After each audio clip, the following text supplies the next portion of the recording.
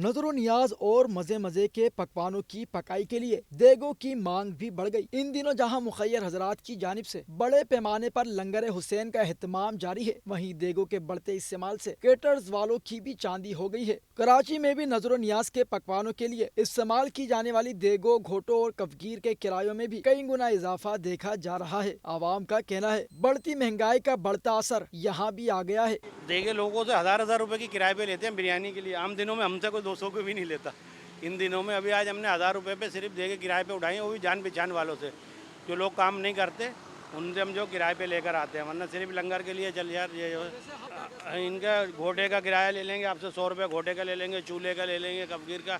आज तो हर चीज़ का ही किराया लेंगे। वैसे इतना नहीं होना चाहिए आदमी, ये कम से कम लमसम में नज़र न्याज का होता है। कुछ बच्चे भी करते हैं, कुछ मिल के लोग भी करते हैं, तो कुछ ख्याल रखना चाहिए। चलो ले लिया, 1000 ले लिया, मुनासिब है, घोटा भी दे दिया, चूल्हा भी दे दिया।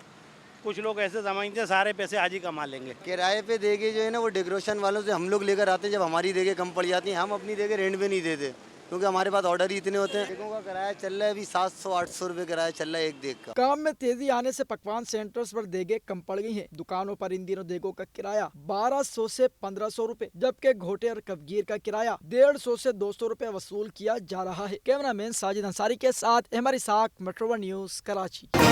मेट्रो वन न्यूज, हर पल की खबर।